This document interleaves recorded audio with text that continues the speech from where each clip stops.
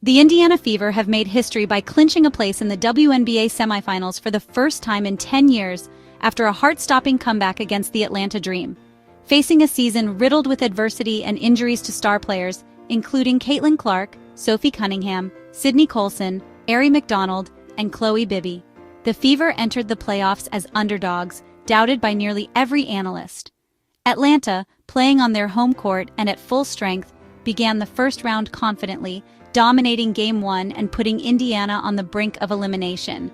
But instead of folding under pressure, Indiana rallied in Game 2, armed with determination and a defensive game plan that stifled the Dream's explosive offense. After evening the series with a resounding win, the Fever forced a decisive Game 3 in front of a hostile crowd, with their backs against the wall and little margin for error. The final matchup was a classic playoff thriller, with 5 lead changes in the first quarter alone.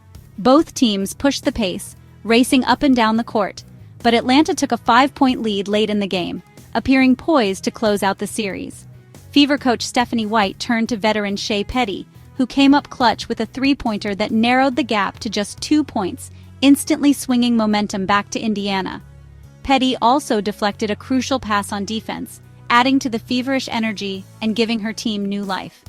In the closing minutes, Kelsey Mitchell carried the offense, finishing with 24 points and constantly putting pressure on the Dream's backcourt. Aliyah Boston, who tallied 14 points, 12 rebounds, and 6 assists, came through in the biggest moment.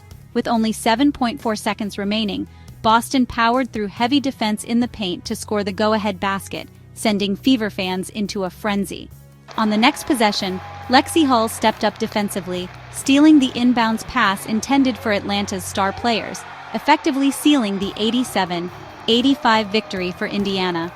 Atlanta, despite strong performances from Aliyah Gray with 19 points and 12 rebounds, and Jordan Canada with 18 points and 10 assists, struggled in the second half.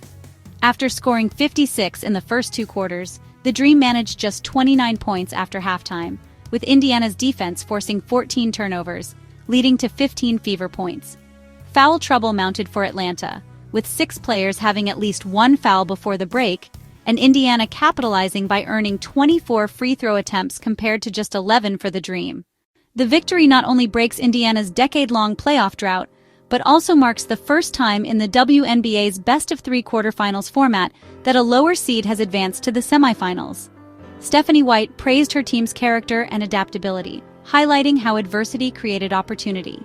"We seize every chance we have to develop and learn, and this situation is no different," she said after the win. Social media buzzed as fans, WNBA analysts, and local Indiana legends celebrated the Fever's Now You Know rallying cry. The city came alive, inspired by a team that refused to quit despite overwhelming odds, and the playoffs suddenly felt revitalized, filled with hope and new heroes for the league. Indiana now prepares to face the Las Vegas Aces, one of the league's most talented teams. The Aces narrowly survived their own quarterfinal scare against Seattle, winning by just 1 point thanks to a decisive basket from Jackie Young and a stellar 38-point performance by A'ja Wilson. Fever fans know it will be another uphill battle, but with momentum, grit, and a renewed belief, Indiana enters the semifinals with nothing to lose and everything to prove.